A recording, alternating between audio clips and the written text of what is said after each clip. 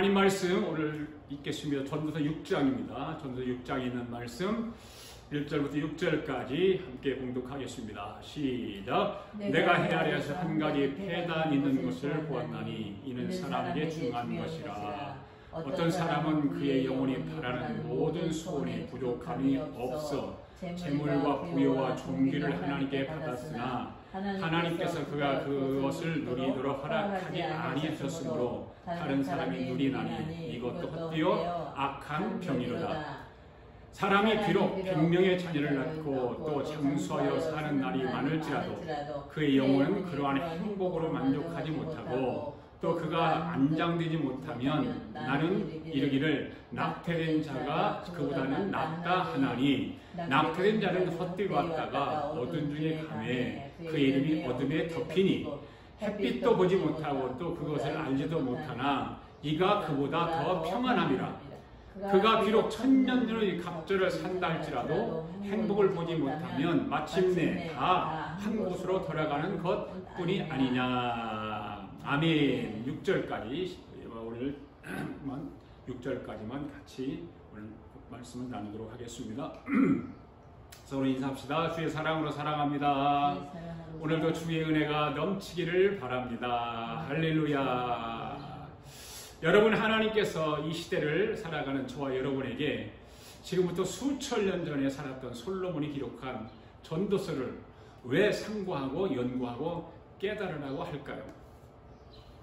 하나님은 왜 지금의 사람도 아니고 한국 사람도 아니며 미국 사람도 아닌 수천 년의 중동 땅에 살았던 솔로몬이라고 하는 한 사람이 기록한 전도서라고 하는 성경을 기록해 놓으시고 연구하라고 하시고 깨달으라고 하신 이유가 무엇일까요?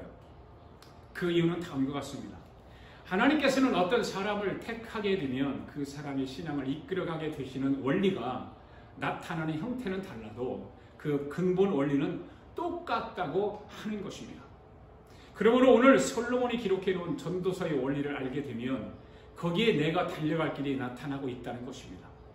우리가 전도서를 계속해서 지금 공부하고 있습니다. 지난주일까지 5장 했습니다. 오늘 6장 합니다. 거기에 나의 달려갈 길이 나타나고 있다고 하는 것입니다.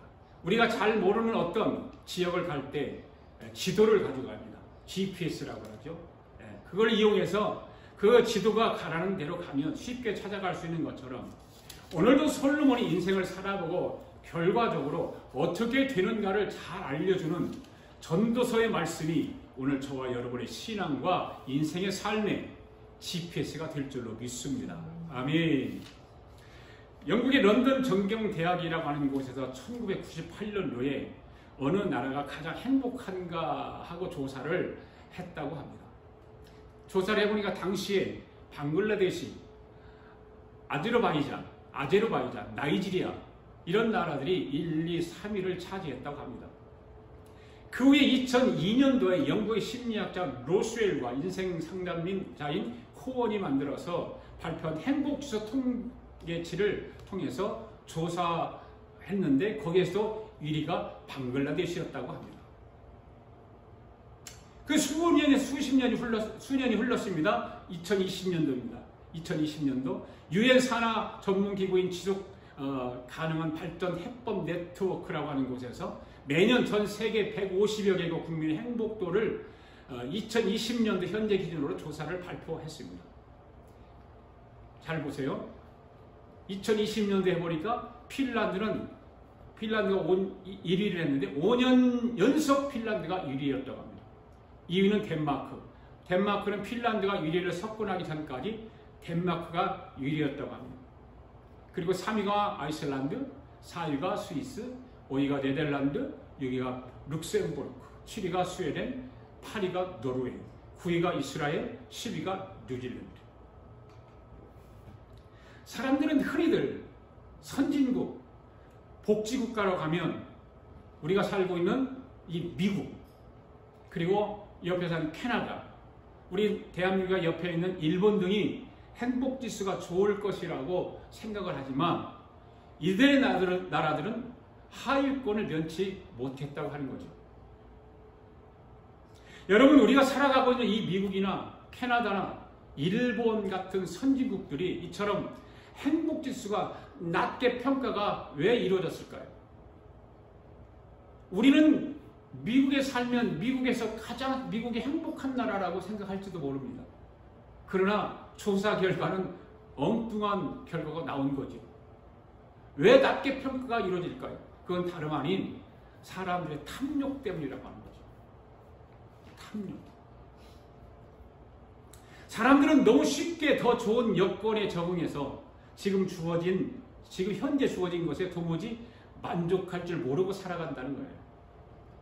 더 높은, 더 좋은 만족도를 위해서 달려간다고 하는 것입니다. 오늘 저와 여러분이 이렇게 생각을 한번 해볼 수 있을 것입니다. 옛날에 여름이 되면 부채질을 해서 더위를 식힙니다. 지금 날씨가 엄청 덥잖아요. 근데 옛날에는 부채질을 가지고 더위를 식혔죠. 그러다 보니까 좀 더 시원한 것이 필요했습니다. 뭐가 나왔습니까? 선풍기가 나왔죠. 선풍기가 가지고도 그렇게 시원하지 않아요. 그래서 다시 연구해서 또 만들어낸 것이 뭡니까? 에어컨이라고 하는 것이죠. 부채만 있을 때는 선풍기가 아쉬웠습니다. 선풍기가 생겼을 때는 괜찮을 줄 알았는데 또 에어컨을 생각한다는 것입니다. 그렇게 뭐가 있으면 그 다음 것이 아쉬운 거예요. 선풍기가 생기면 에어컨을 생각한다 하고 그런 것이죠.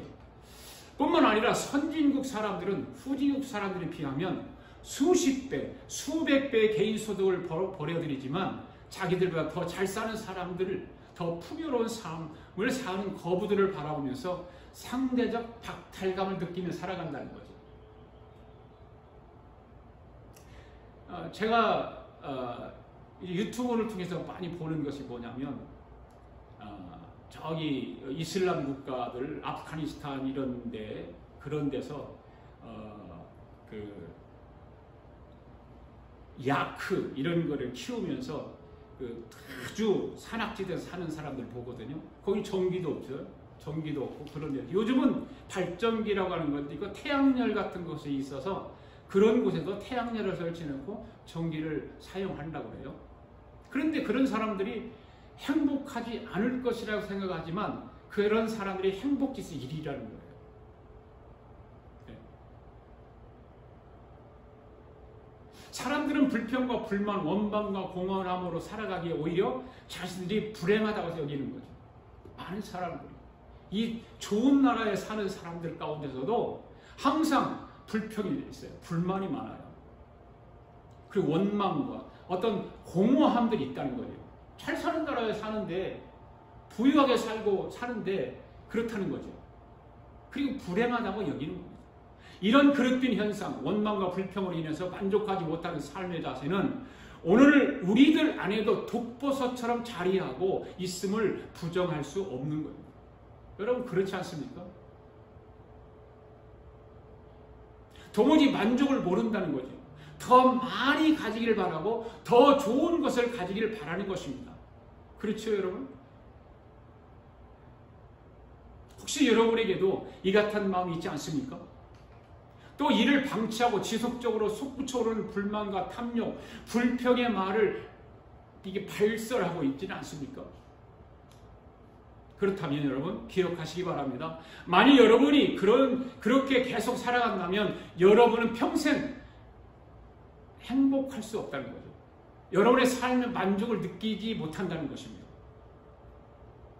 그러므로 행복한 삶, 만족한 삶을 살아가기를 바란다면 먼저 불평하지 말라는 거예요. 불만족한 것을 생각하지 말라는 거예요.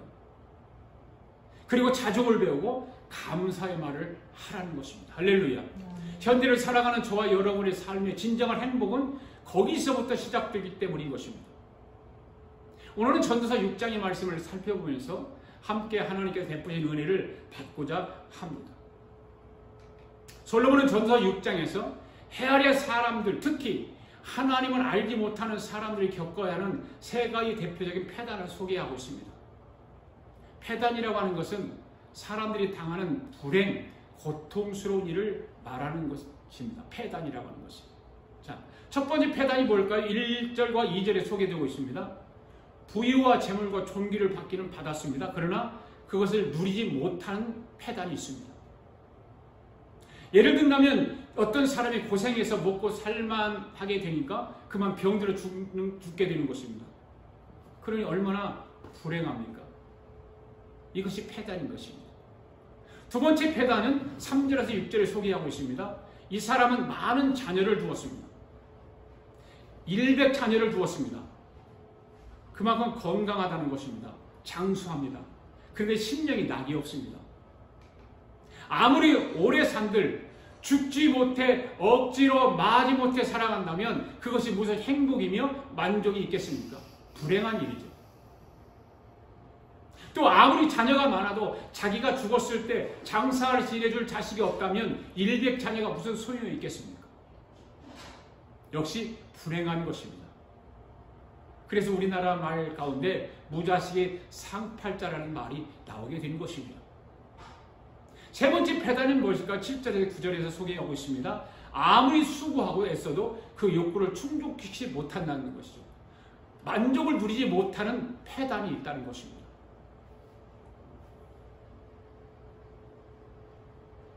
왜 그렇습니까? 인간의 욕망은 끝이 없기 때문입니다. 뛰다 보면 걷고 싶고, 걷다 보면 서고 싶고, 서면 앉고 싶고, 앉으면 눕고 싶은 것이 인간의 심리라고 하는 것이죠. 그렇죠? 여러분은 안 그렇습니까? 막 뛰다 보면 너무 힘들게 걷고 싶은 거죠. 그냥 걷고 싶으면 또 서 있고 싶은 거죠.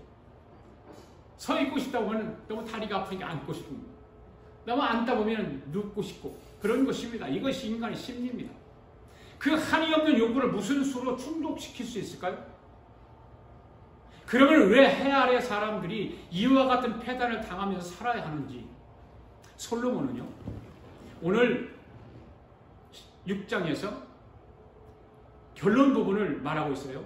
이제 다음 주에 할 텐데 10절과 12절에서 그것을 밝히고 있는 것이에요. 한마디로 말하면 사람의 무지와 무능 때문이라는 것입니다. 우리 사람들은 무지하기 때문에 무엇이 우리에게 행복을 가져다 줄지 알지 못합니다.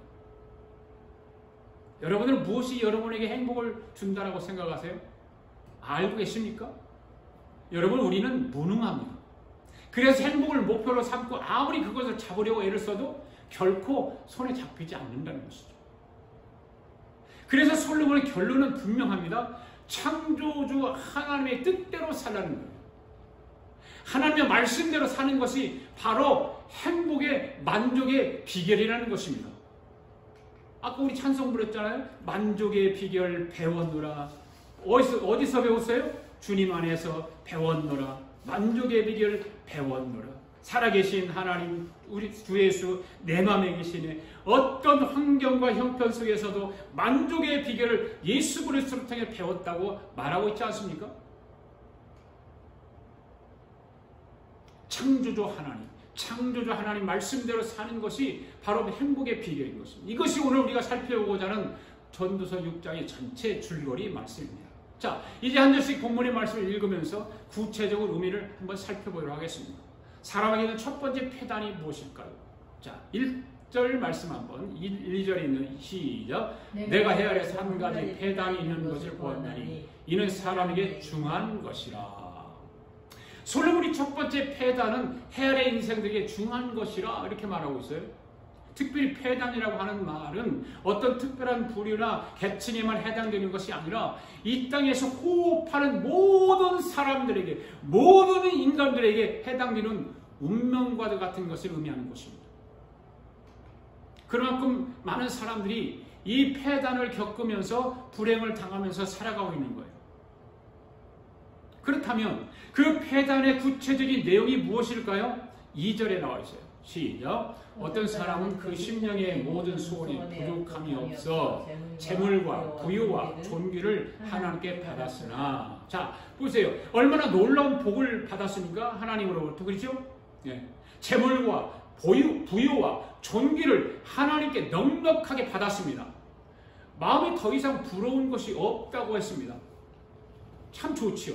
여기가 너무너무 좋은 거예요. 그 다음에 2절 후반절에 말하면 그 도대체 무엇이 패단이라는 거예요. 거기에 나와요. 시작. 하나님께서 그가 그것을 누리도록 허락하지 아니하셨으므로 다른 사람이 누리나니 이것도 헛되어 악한 병이로다.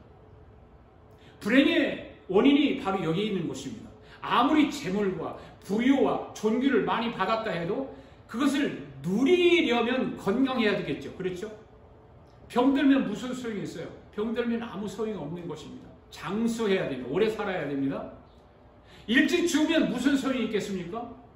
설상가상으로 이 사람을 더욱더 불행하게 만든 요인이 있습니다. 다른 사람이 누린다고 그랬잖아요. 다른 사람이 누리나니. 그렇죠? 자기와는 전혀 관계없는 엉뚱한 사람, 알지 못하는 제3자가 그것을 누리게 되었다 이 말이에요. 그것이 바로 헛되어 악한 병이라는 것입니다. 그 사람의 입장에서 보면 헛수고만 한 것입니다. 헛고생만 한 것입니다. 또 얼마나 자신을 고통스럽게 만드는 방패인지 모릅니다. 솔로몬의 부친이었던 다윗 왕 때 여러분들 기억하실 겁니다. 실제로 이런 일이 있었습니다. 다윗이 사울 임금에게 쫓겨다닐 때였습니다. 그때 다윗은 자기를 따르는 무리들과 함께 광야에서 살고 있었습니다. 그러니까 광야에 살으니까 형편이 좋을 리가 없잖아요. 힘들죠. 어렵죠. 그런데 그때 마침 그 근처에 살고 있는 나발이라고 하는 부잣집에서 양의 털을 깎는다는 사실을 알게 됩니다. 그래 양을 깎을 때는 을의 주인이 일꾼들을 위해서 큰 잔치를 열기 마련이잖아요.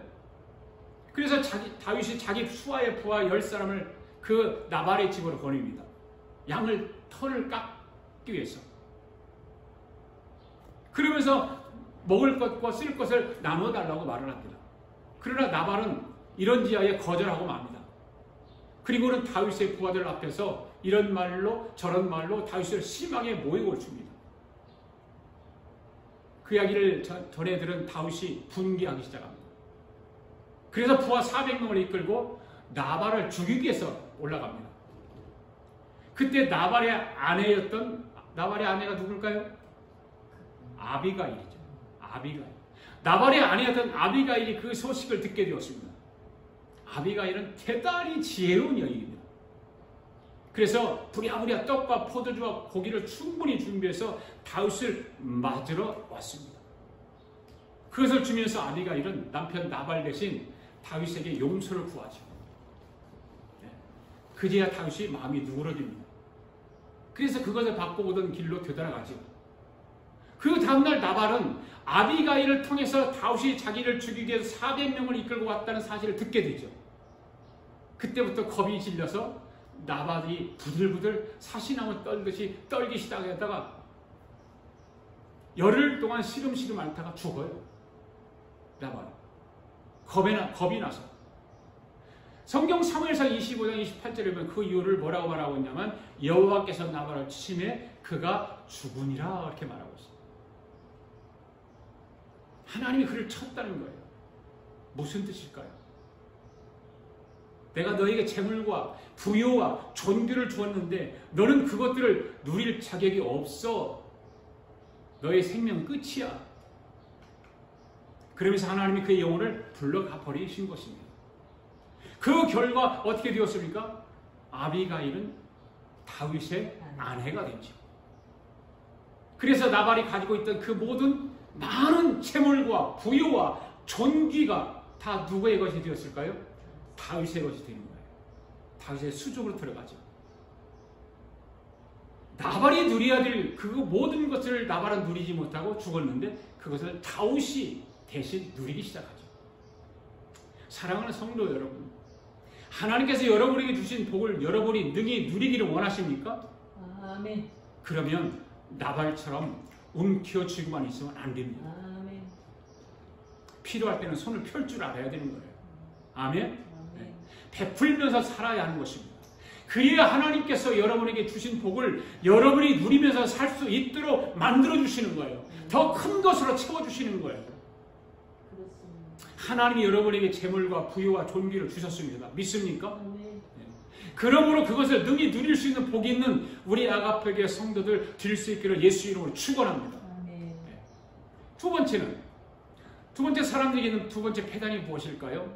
3절 말씀을 봅시다. 시작. 사람이 비록 일백 자녀를 낳고 또 장수하여 사는 날이 많을지라도 그 심령이 낙이 족하지 못하고 또 그 몸이 매장되지 못하면 나는 이르기를 낙태된 자가 저보다 낫다 하노니.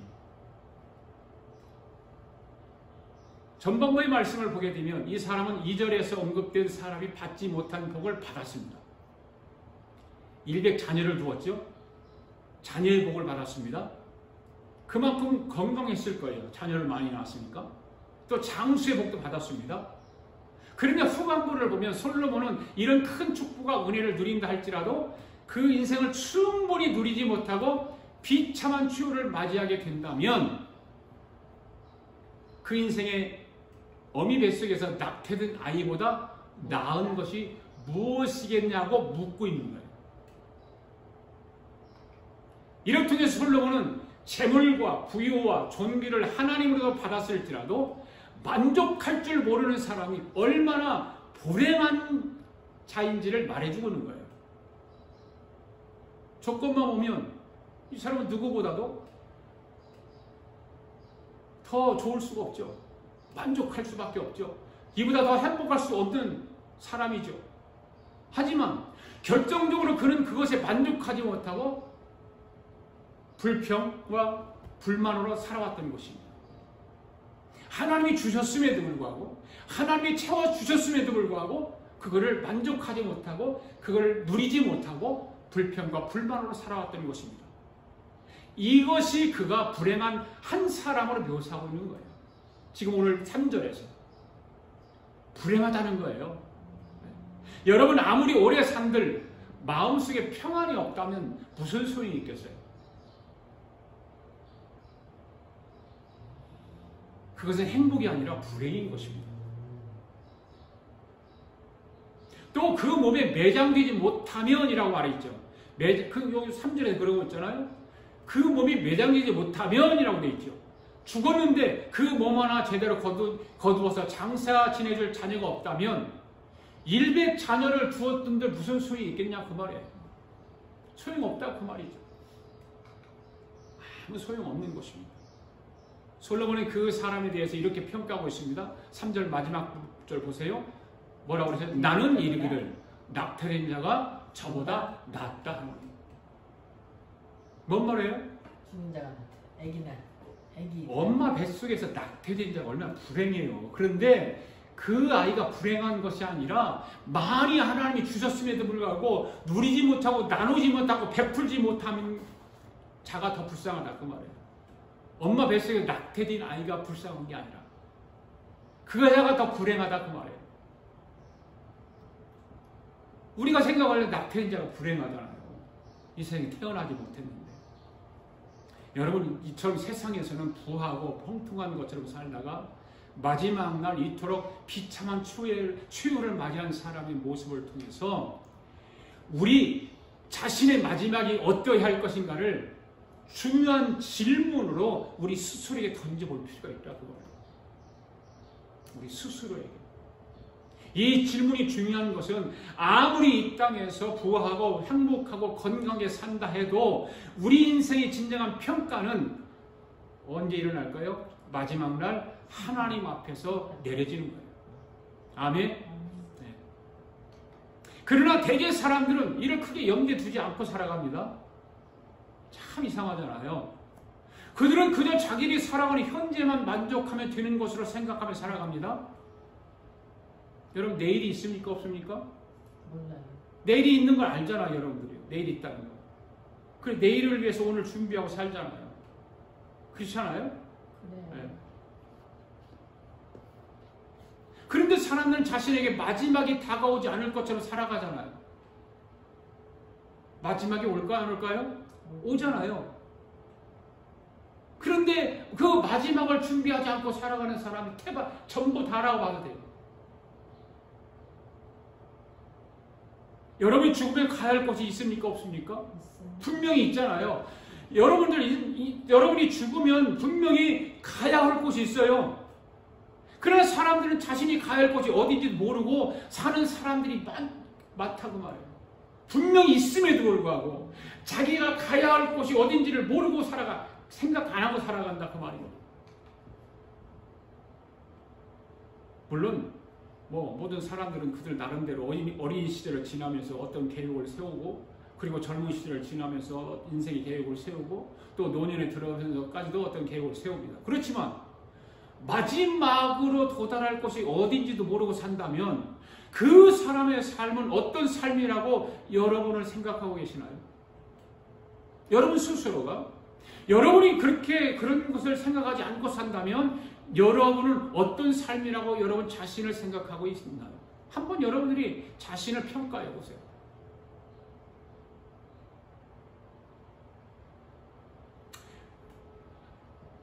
아마도 그러한 사람은 여행을 할 때 지도를 가지고 가지 않는 사람과 똑같은 거예요. 여행을 하려면 반드시 지도를 가지고 가야 되잖아요. 어느 지역에 뭐가 있고 어떻게 가야 하고, 그런 것을 알게 지도를 가져가야 되지 않습니까? 바다를 항해하는 사람이 나침판이 없이 가는 것하고 똑같은 거예요. 그 사람이 아무리 세상에서 번영하고 형통하고 환락을 누리는 삶을 산다 해도 그런 자의 마지막은 슬픔과 후회와 절망과 낙심으로 마친다는 거예요. 우리는 분명히 알아야 돼요. 그러나 사랑하는 성도 여러분, 오늘 저와 여러분은, 오늘 이 시간 예배하는 저와 여러분은 우리가 어디로 가게 될 자를 아는 사람들인 줄 믿습니다. 아멘. 저와 여러분이 이걸 믿는 사람, 알고 있는 사람들입니다. 아멘. 바로 우리는 마지막 날 우리 인생길을 다 마쳤을 때 하나님 앞에 설 것을 아는 사람들입니다. 믿습니까? 아멘.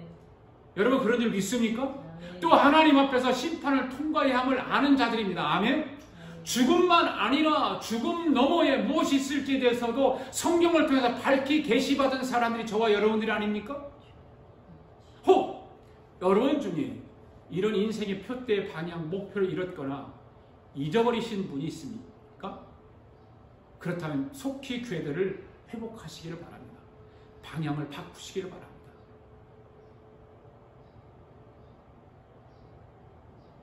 그리할 때 우리는 복된 삶을 살 수 있습니다. 마지막만 아니라 우리에게 주어진 하루하루를 의롭고 온전하게 살아갈 수 있을 것입니다. 할렐루야. 그리고 마지막 날 우리 앞에 서실 하나님은 또한 그렇게 인생을 가는 여러분들을 붙드시고 여러분들이 도착해야 할 곳, 서야 할 곳, 서게 하시되 당당히 서도록 지키시고 안위하시며 인도하셔 주실 줄 믿습니다. 아멘. 할렐루야. 아멘. 4절, 5절 말씀 한번 같이 읽어보겠습니다. 시작. 낙태된 자는 헛되이 왔다가 어두운 중에 가매 그 이름이 어둠에 덮이니 햇빛도 보지 못하고 또 그것을 알지도 못할 리가 그보다 더 평안합니다. 여러분 낙태된 자가 어떠하다는 것입니까? 낙태된 자는 헛되이 왔다가 어두운 중에 가기 때문에 세상의 질고를 알아요, 몰라요? 모르지요. 그렇지만 세상에서 아무리 번영하고 형통한 것처럼 삶을 살아도 또 천년의 갑절을 산다 할지라도 진정한 낙이나 만족이 없이 사는 대부분의 사람보다 누가 낫다? 낙태된 자가 낫다. 지금 성경이 오늘 4절, 5절에서 그렇게 말하고 있지 않습니까? 물론 이런 솔로몬의 삶 자체를 회의적이거나 삶의 과정을 전체를 부정함을 나타내는 것이 아니에요. 잘못 들으면 이 전도서의 말씀들이 다 어떤 회의적이거나 부정적인 글을 말하려고 하는 게 절대 아닙니다. 솔로몬 역시도 인생이 지닌 가치와 아름다움을 누구보다 잘 알고 있는 사람입니다. 다 경험해 보았습니다. 살아보았습니다. 다 가져보았습니다. 느껴보았습니다. 만져보았습니다. 누려보았습니다. 그럼에도 솔로몬이 이런 표현을 하는 것은 인생 자체가 지닌 한계와 허무함을 보다 분명하게 깨닫도록 하기 위해서 이 말씀들을 기록하고 있는 거예요. 아멘? 그 시편의 아삽의 시를 보면 아삽은 사람의 생명을 가리켜 이렇게 말하고 있죠. 시작. 그들은 육체이며 가고 다시 돌아오지 못하는 바람임을 기억하셨습니다. 이 아삽의 시 중에 시편 7, 8편 39 이렇게 말하고 있어요. 가고 다시 오지 못하는 바람이라고 지적하고 있습니다. 모세는 어떻게 기록하고 있을까요? 시편 90편 10절 말씀에 시작. 우리 연수가 70이요 강건하면 80이라도 그 연수의 자랑은 수고와 슬픔이요 신속히 가니 우리가 날아가나이다. 아멘. 이사야 선지자는 사람의 생명을 가리켜서 뭐라고 말했어요? 마르고 시드는 풀과 꽃에 비유해서 말씀했어요. 한번 읽어볼까요? 시작. 말하는 자의 소리여 이르되 외치라 대답하되 내가 무엇이랴 외치리까 아니 이르되 모든 육체는 풀이요 그의 모든 아름다움은 들의 꽃과 같으니. 야고보서 기자는 사람의 생명을 가리켜 잠깐 보이다 없어지는 안개라고 지적했어요. 할렐루야. 아멘. 이처럼 덧없는 것, 허무한 것, 고통과 슬픔으로 가득한 것이 우리의 삶이라는 거예요. 우리 인생이 그런 거예요. 그러기에 자랑할 것도 내세울 것도 없다 그 말입니다.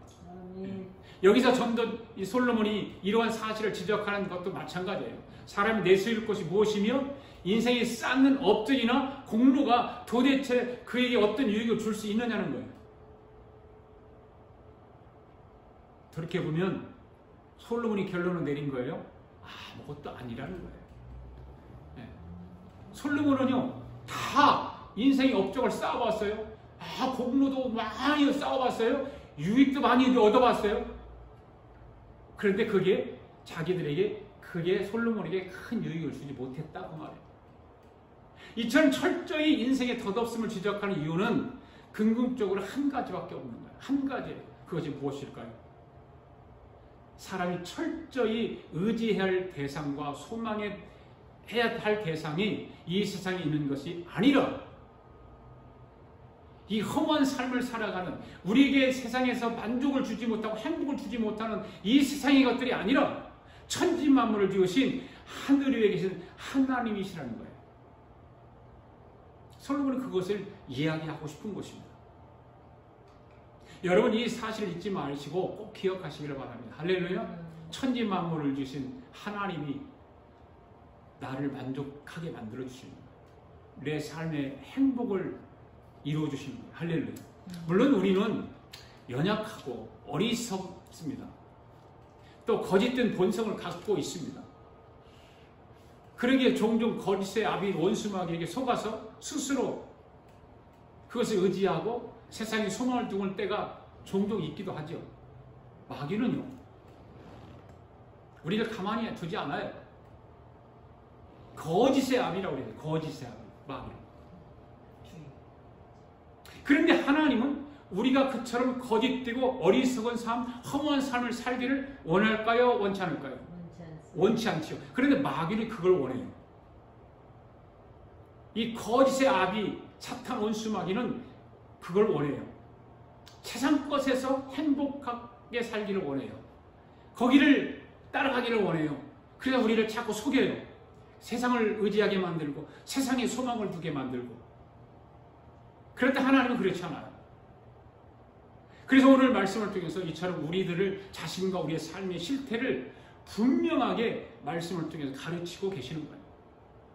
하나님은 성경에 기록된 바와 같이 당신의 자녀들을 바른 길로 이끄시고 전적으로 당신만을 의지하도록 살도록 하기 위해서 어둠과 시련을 때로는 주신다고 말해요.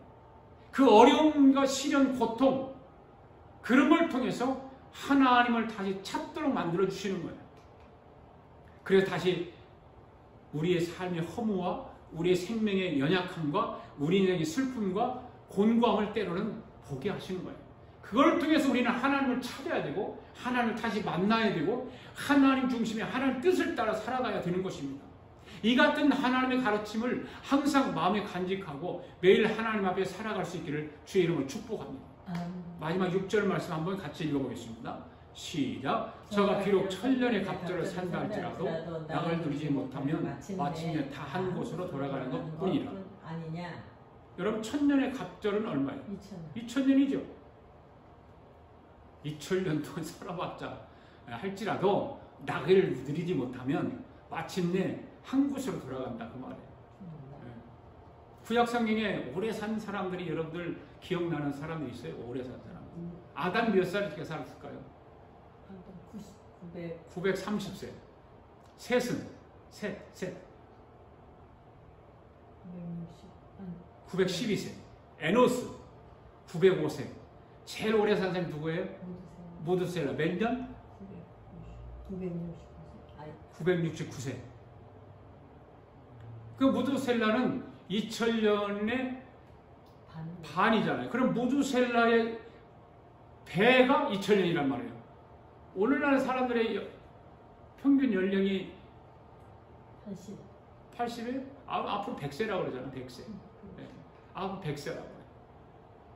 그러면 오늘날을 100세에 사는데 110배에 가까운 시간을 살았던 사람들이 그렇잖아요? 1000년을 살고 2000년을 살았던 사람들.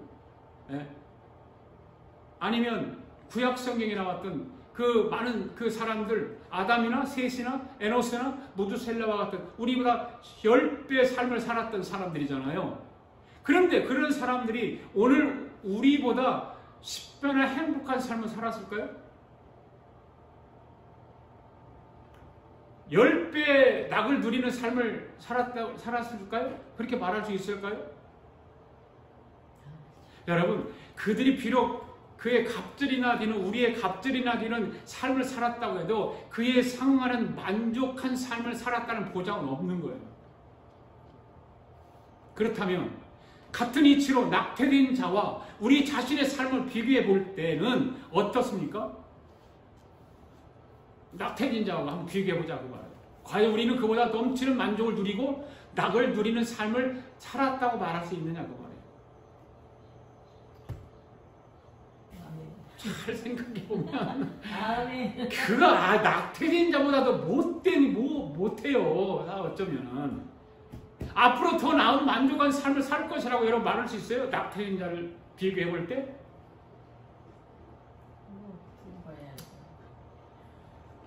오늘 말씀을 듣고 말씀대로 살면 그보다 훨씬 행복한 삶을 살 수 있겠죠. 여러분, 행복한 삶, 만족한 삶이라는 길이가 결정한 것이 아니잖아요. 오래 살아도 만일 가난해서 말 그대로 죽지 못해 사는 삶이라면 무슨 의미가 있어요? 의미가 없잖아요. 또 돈이 아무리 많아도 몸이 건강하지 못해서 늘 병고에 시달리면서 자녀가 속을 썩여 살아도 사는 것이 아닌, 돈이 많아도 병들은 무슨 소용이 있어요? 그렇잖아요. 자녀가 많이 있는데 자녀가 속을 썩인다면 무슨 자녀가 소용이 있어요? 무슨 그 삶에 보람이 있고 행복이 있고 만족이 있을까요? 여러분, 병들어 보세요. 아무리 돈이 많아도 소용없잖아요. 지난주에 말씀드리지 않았습니까? 사람은 빈수로 갔다 빈수로 간다. 홍수래 홍수고. 여러분, 자녀가 속을 썩이면 부모의 마음이 얼마나 아프고 상하겠습니까? 이 세상에는 그런 자녀도 많고 부모도 많다는 거죠. 여러분은 자녀가 속을 썩이지 않는 것을 감사할 수 있기를 바랍니다. 아멘. 중요한 것은 우리가 바로 이 순간 얼마나 만족하며 낙을 누리고 살고 있느냐 하는 거예요. 현재 내 삶에 주어진 모든 환경과 내 삶에 주어진 모든 것을 통해서 얼마만큼 하나님의 영광을 위해서 낙을 누리며 사느냐는 거예요. 우리가 인생의 참된 만족을 누리며 살 수 있는 방법이 무엇일까요?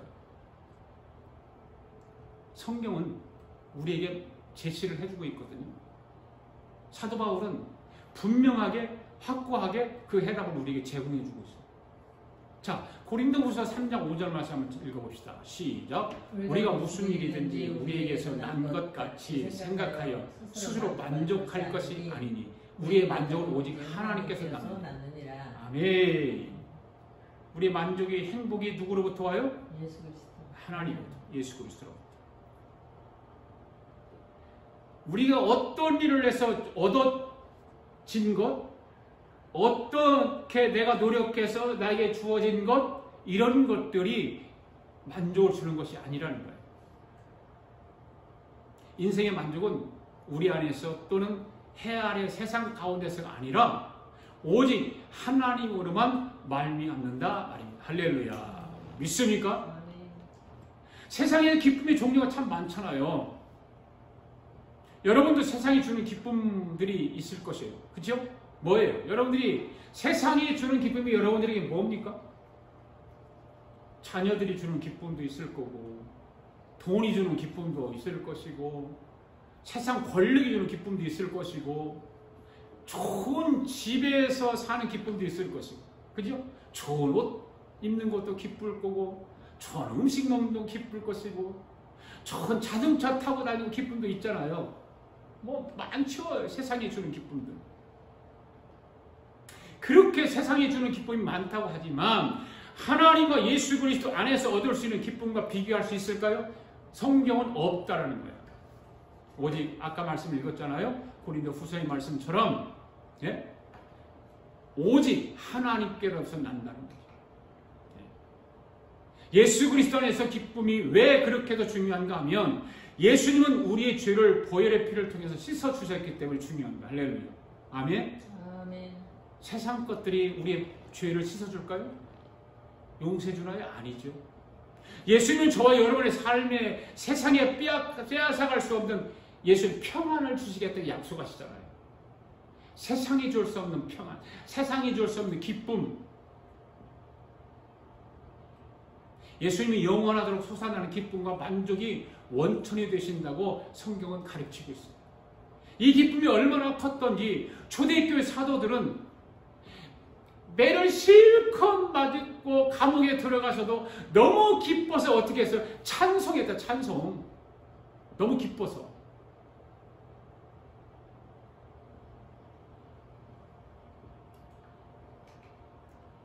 이 땅에 사는 것보다 가능한 한 빨리 주를 뵙기를 소원했던 사람들이 초대교회 사람들이에요. 사랑하는 성도 여러분, 우리의 삶이 이와 같아야 하는 줄로 믿습니다. 이렇게 살아야 하는 줄로 믿습니다. 천년만년 더 오래 살고 더 호의호식하고 더 많은 것을 쌓아두고 사는 인생이 아니라 단 하루를 살더라도 인생의 참 만족이며 기쁨이 되시는 주님과 더불어 주님이 주시는 기쁨 안에서 살아야 하는 줄로 믿습니다.